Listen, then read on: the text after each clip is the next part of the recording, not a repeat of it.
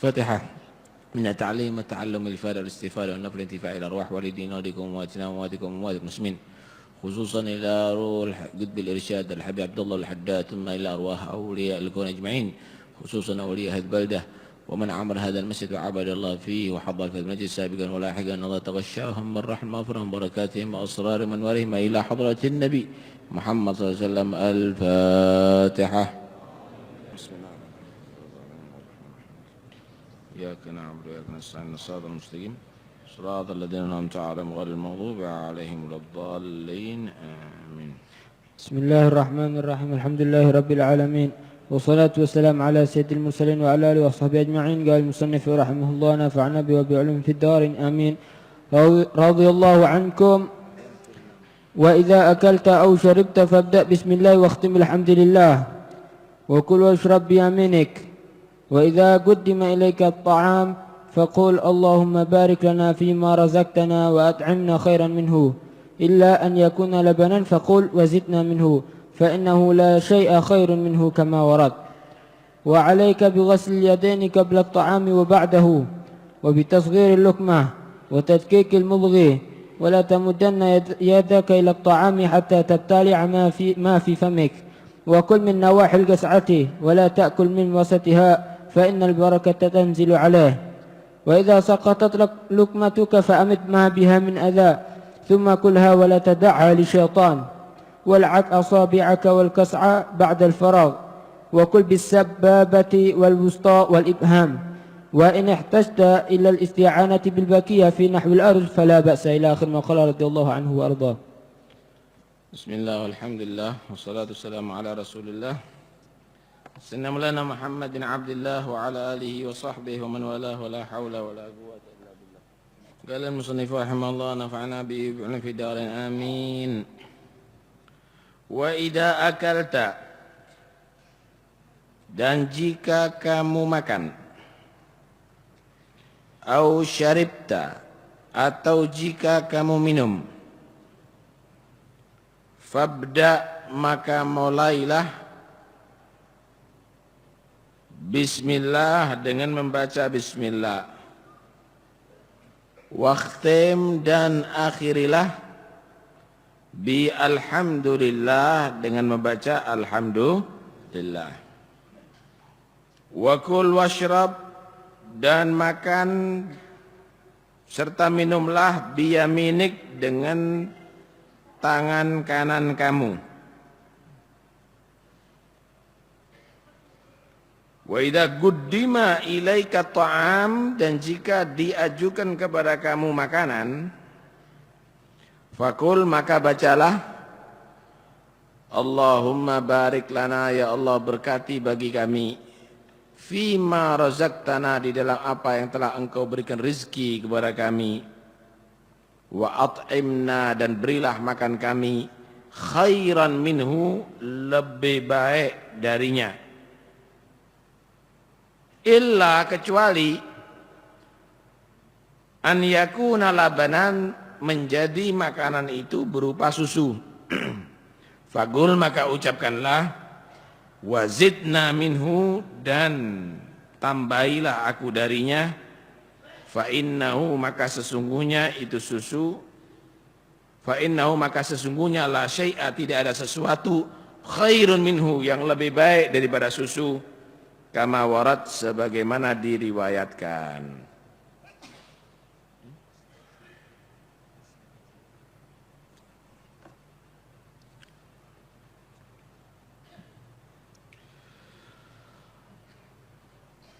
Jika kamu makan, minum, mulailah dengan bismillah dan akhirilah dengan alhamdulillah.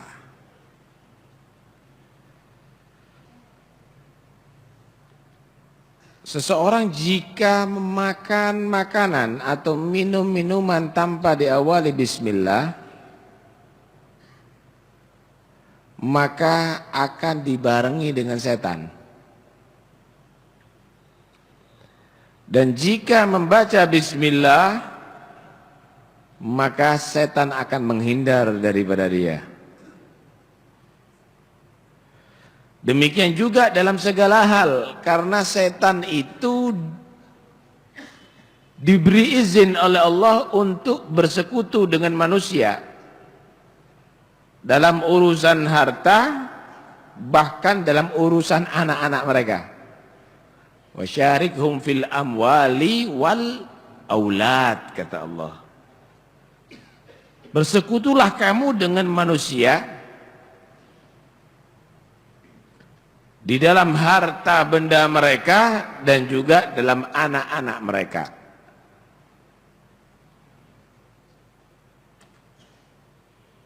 Karena itu jika orang makan tanpa diawali bismillah, berarti sepiring dengan setan.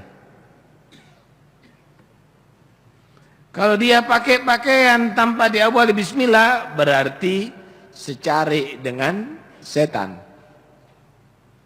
Masuk rumah tanpa didawali dengan bismillah, tanpa ada doa, maka dia tadi itu serumah dengan setan. Mendatangi istri tanpa mendahului dengan bismillah, berarti kalau punya anak, bin abahnya dan bin setan. Itu sudah dinaskan dalam Al-Quran, hati-hati. Pernah di zaman Nabi, ketika Nabi makan bersama orang-orang di sekitarnya, di tengah-tengah makan Nabi tertawa.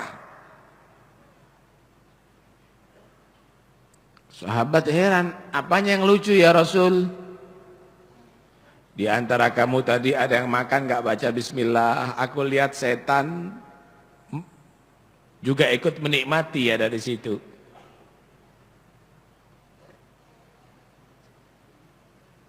Tapi di tengah-tengah dia ingat, di tengah-tengah dia makan dia ingat, akhirnya dia baca bismillah awwalahu wa akhirah. Aku baca bismillah untuk di awalnya sampai akhirnya. Maka aku lihat setan tadi itu terperanjak lari sampai kepentut-kepentut, kata Nabi.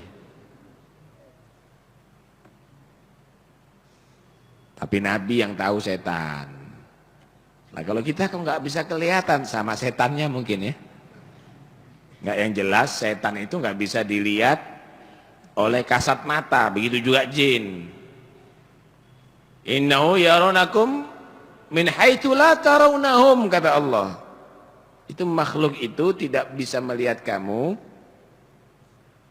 Makhluk tadi itu tidak bisa kamu lihat, tapi mereka melihat kamu.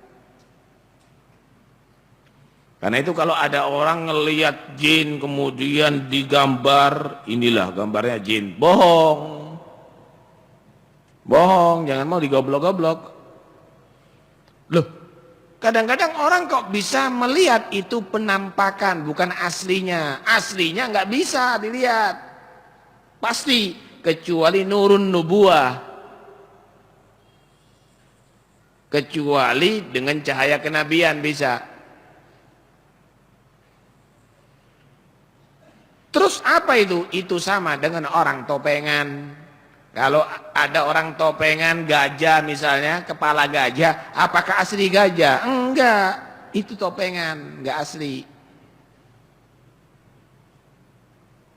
Saya melihat bentuknya begini begitu. Kamu tadi itu melihat bentuk, bukan asli jin. Karena itu enggak bisa orang melihat jin asli. Cik seneng nih kalau ngelihat itu ada di televisi itu ya. Nangkap jin itu seperti karate begitu, pencolotan begitu. Kemudian dimasukkan botol, udah saya simpen ada di sini. Itu banyak penggemarnya. Kalau ada pengajian TV 9 Ustaz Taufik sedikit yang ngelihat. Padahal ini nyata, ini nggak gorowan, ini di kitab ini. Karena itu awali dengan bismillah pada setiap melakukan hal yang kebajikan.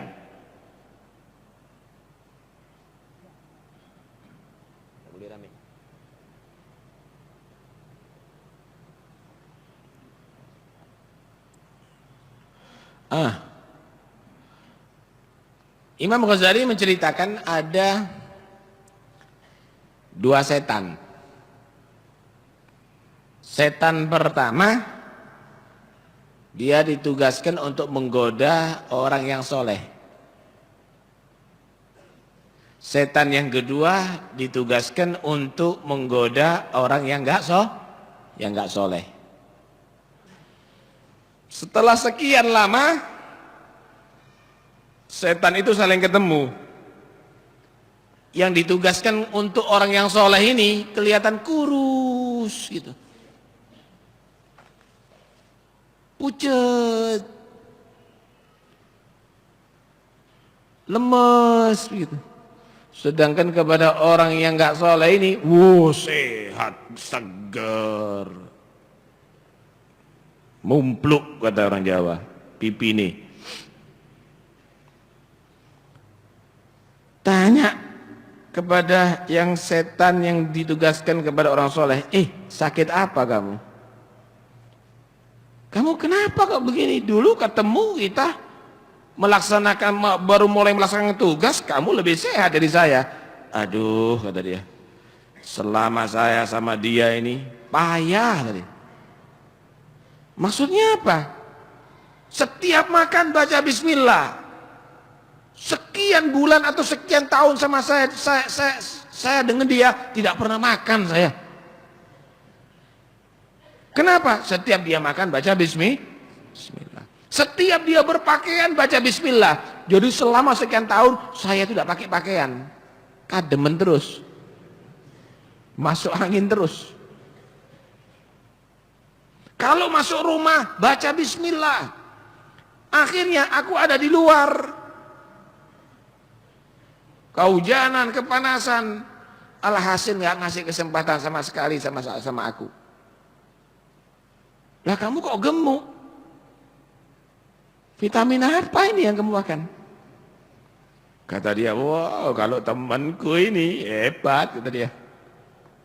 Setiap makan nggak baca bismillah. Kita kalau makan akrab, sepiring untuk dua makhluk. Pakai pakaian nggak baca bismillah, satu pakaian untuk dua makhluk. Masuk rumah nggak pakai bismillah, nggak datangi istri, sama-sama kita bekerja nggak pakai bismillah. Masih dihibur saya ke diskotik, masih dihibur dengan minuman keras, masih dihibur dengan berzina. Wah, selama saya ikut sama dia hebat, seneng saya, gemuk jadinya. Nggak tahu setannya kita ini kurus atau gemuk dengan karena kita ini. Karena itu jangan dianggap enteng, baca bismillah.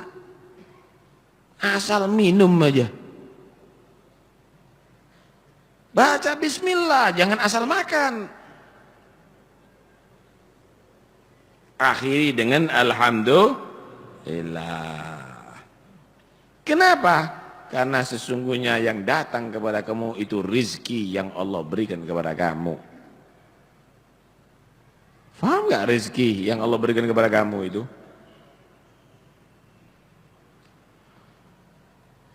Pernah makan ikan laut? Subhanallah. Ikan laut yang kamu makan itu sebenarnya adalah hidupnya di tengah lautan, samudra.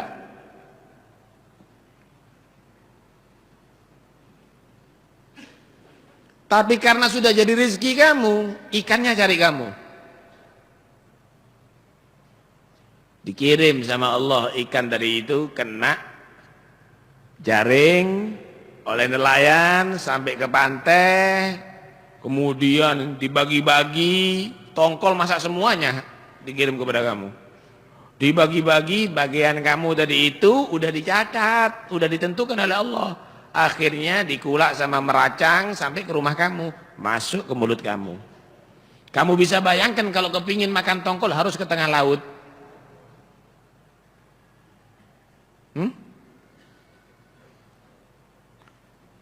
Beras yang kamu makan itu kadang-kadang beras impor. dari Thailand, dari Filipina, dari luar negeri. Karena sudah rezekinya kamu dikirim sama Allah, naik kapal laut berasnya. Kamu bisa bayangkan setiap kamu tadi itu makan harus kamu itu macul. Bahaya.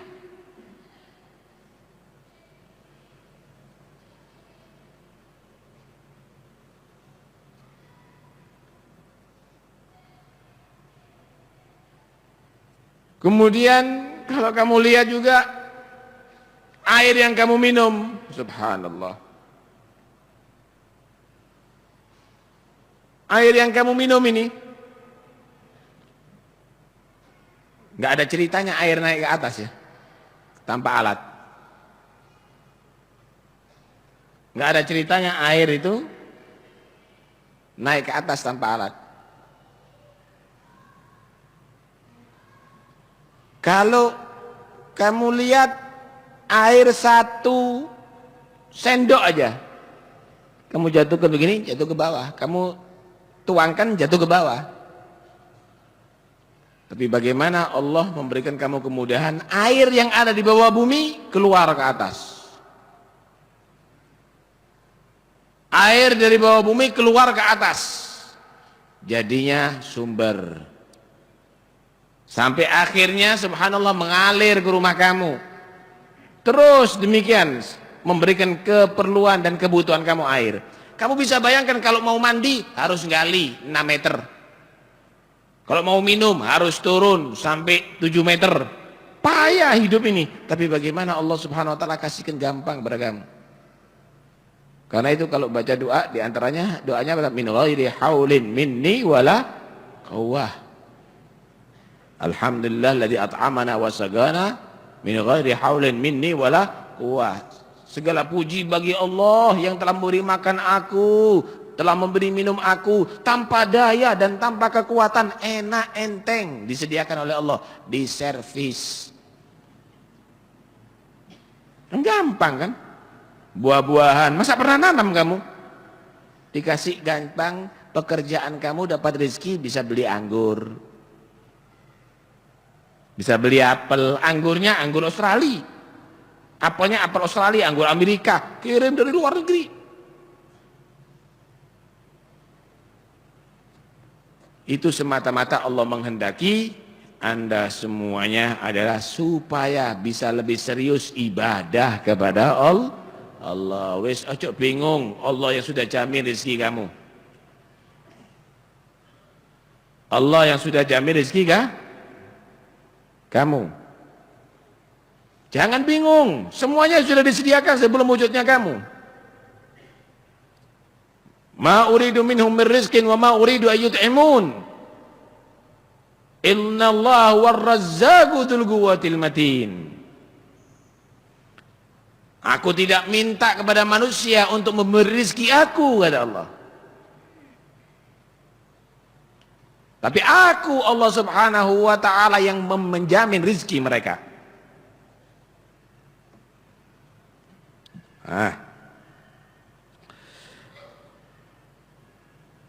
Wa kul washrab biyaminik. Makan dan minumlah dengan tangan kanan. Jangan lupa kadang-kadang pakai serban ustadz makan minum tangan kiri.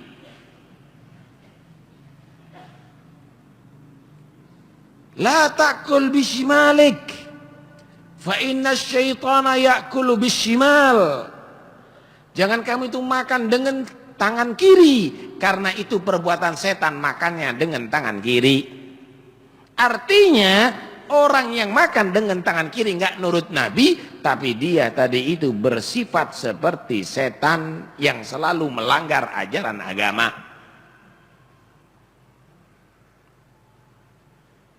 Kadang-kadang ceramah minum tangan kiri. Loh, setan ceramah ini. Hati-hati. Jangan dianggap enteng dibandingkan dengan setan kok sama Nabi. Yang ngomong bukan Taufik Assegaf, Nabi. Kita jadi orang mukmin yang nurut. Ingat selalu kanan, kanan, kanan, jangan kiri untuk makan dan minum. Masih kerupuk, masih lombok. Kanan, lombok. Lombok juga dimakan. Taruh makanannya baru pangan lomboknya, begitu.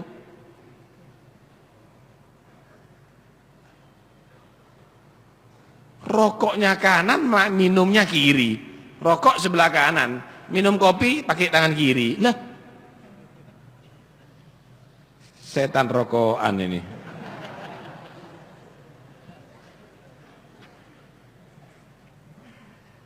Baik. Kadang-kadang orang itu bersikap sombong. Ditegur nggak mau. Apa itu?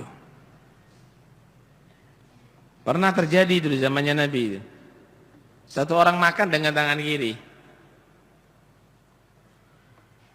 Ditegur sama Nabi. Kul biyaminik, makan dengan tangan kanan. Ma astati' ya Rasulullah.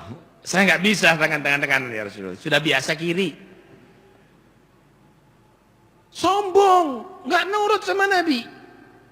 Seharusnya kan patuh dengan Nabi, sombong.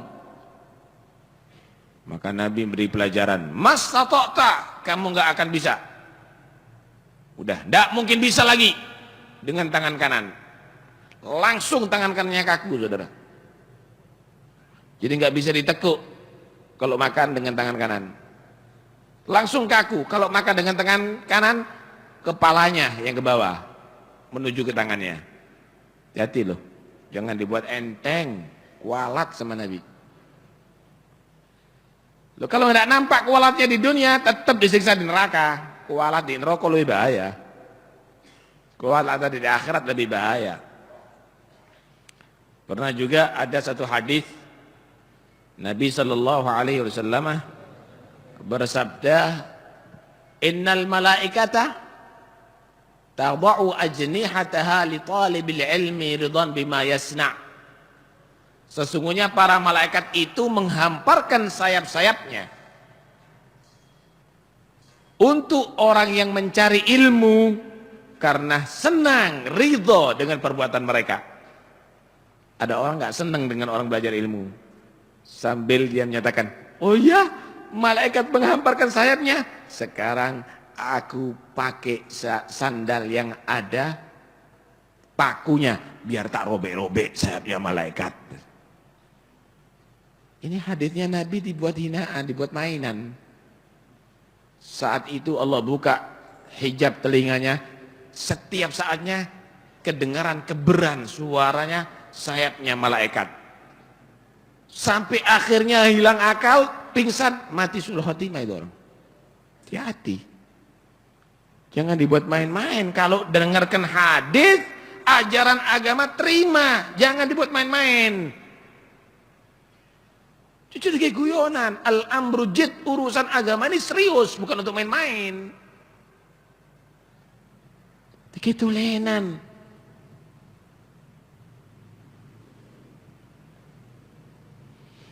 Pernah juga ada satu hadis Nabi yang diajarkan, Nabi itu menyatakan begini,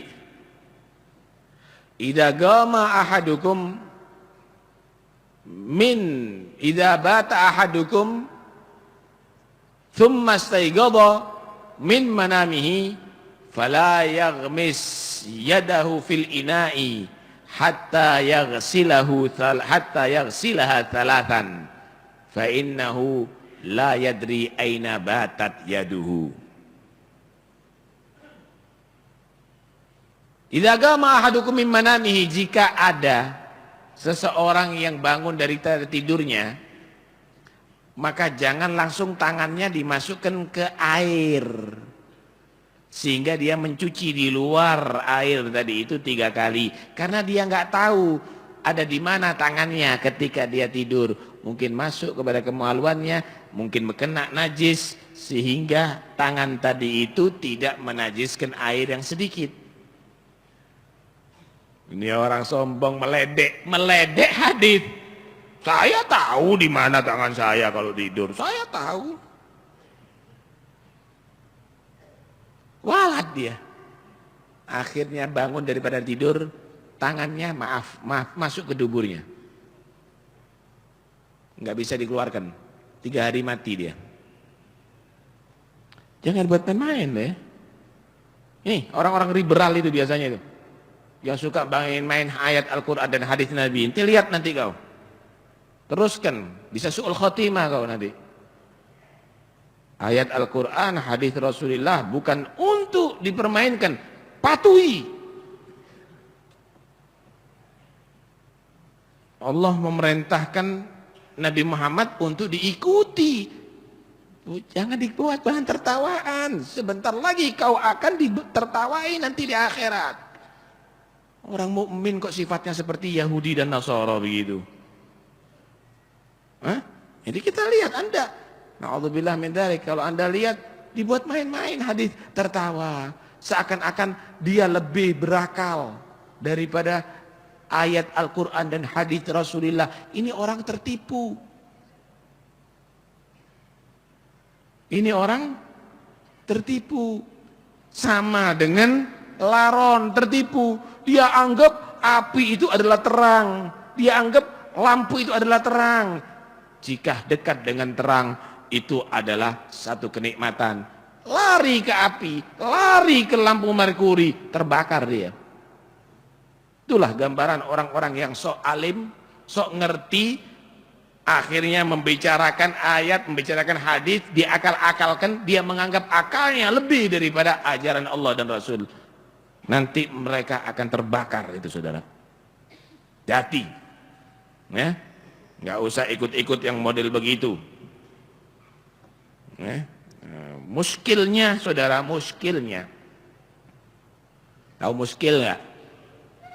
Masalahnya yang pelik, yang sulit, orang seperti itu ya diceluk kiai, gak oleh bener.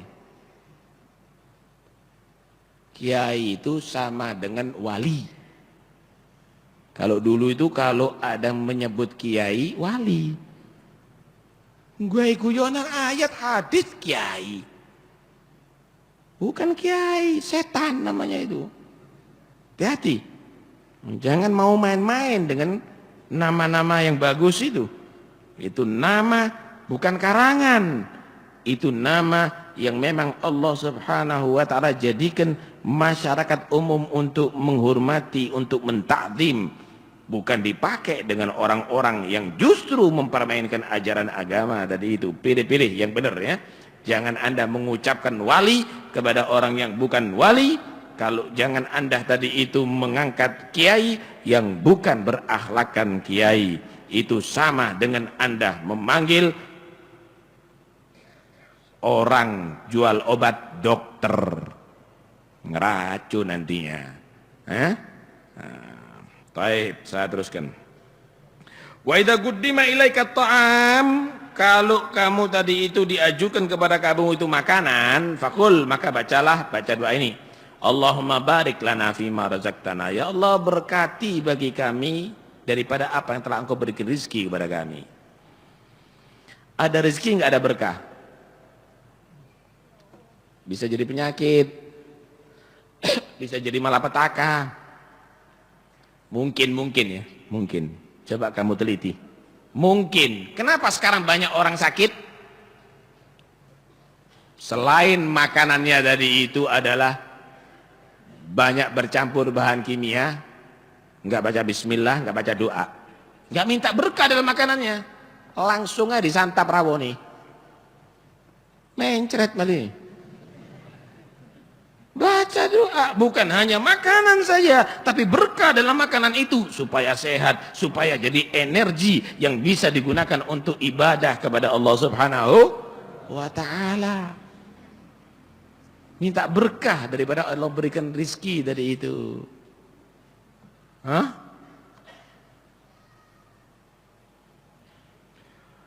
Kemudian minta lagi, wa at'ibna khairan minhu, ya Allah beri kami makanan yang lebih baik daripada yang Kau berikan rezeki ini. Kenapa? Karena nanti ada makanan yang paling top nikmatnya, yaitu ada di surga Allah Subhanahu wa ta'ala. Jangan kamu bisa menikmati sate di dunia tapi kamu masuk neraka. Jangan kamu tadi itu bisa menikmati makanan yang nikmat di dunia, tapi kamu nanti sengsara ada di akhirat. Ya Allah, berkati rizki yang Kau berikan kepada kami dan kasih makanan yang lebih bagus, ya Allah. Itu. Kalaupun bagus ada di dunia, tempenya insya Allah meningkat menjadi sate. Terongnya insya Allah meningkat jadi gulai misalnya. Kalaupun tidak, ada makanan yang paling nikmat yang Allah sediakan ada di surga Allah Subhanahu wa ta'ala. Walakum fiha ma tashtahi anfusukum walakum fiha ma tad'un nuzulan min ghafurir rahim. Illa ayyakuna labanan, kecuali yang disodorkan kepada kamu itu berupa rizki susu.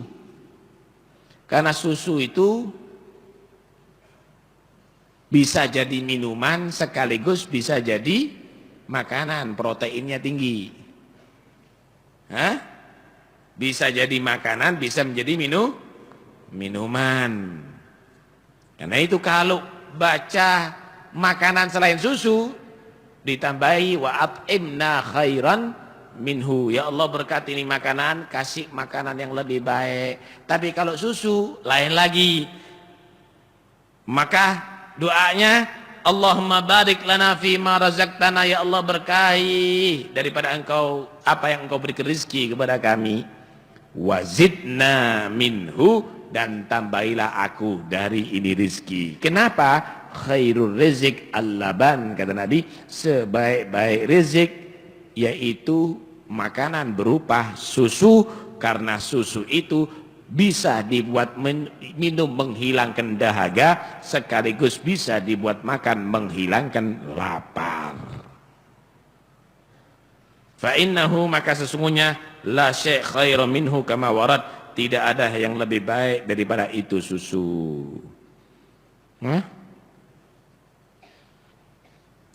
Tapi bukan susu yang dikasih pengawet ya. Susu asli. Susu yang tidak dicampuri dengan bahan kimia. Wazidna minhu. Dan ini merupakan satu tanda kebesaran Allah. Subhanallah. Kamu tahu nggak? Makanan dan minuman yang masuk dalam tubuh manusia atau hewan, dari makanan tadi itu diproses. Ada yang jadi darah, ada yang jadi mani, ada yang dari susu, kan begitu. Diproses seperti ono mesinnya sendiri gitu. Anda tidur, habis makan ngorok sudah. Tapi bagaimana Allah perintahkan di tubuh Anda ini untuk memproses sesuai dengan yang dikehendaki oleh Allah Subhanahu wa ta'ala. Min baini farthin wa damin labanan khalisan sa'igan lisyaribin, antara dua jalur. Jalur darah najis, jalur usus kotoran najis, ada keluar jalur mengeluarkan air susu yang murni, yang enak diminum, suci hukumnya. Bagaimana Allah Subhanahu wa ta'ala bagi itu semuanya? Karena itu orang itu hidup, saudara, bukan karena makan. Orang itu bisa hidup itu, saudara, bukan karena minum. Orang itu bisa hidup karena bantuan Allah. Tanpa bantuan Allah nggak mungkin orang bisa hidup. Sekalipun ada makanan dan minuman, sekalipun ada harta benda. Mana mungkin bisa hidup kalau jantungnya tidak digerakkan oleh Allah? Mana mungkin manusia itu bisa hidup kalau paru-parunya tidak berfungsi? Mana mungkin orang itu bisa hidup kalau ginjalnya tidak difungsikan oleh Allah? Darahnya tidak dialirkan oleh Allah? Karena itu jangan Anda fokus kepada makanan dan minuman dan rizki aja, tapi Anda selalu mintalah bantuan kepada pemberi rizki, kepada yang memberikan, yang menciptakan kamu, Allah Subhanahu wa ta'ala.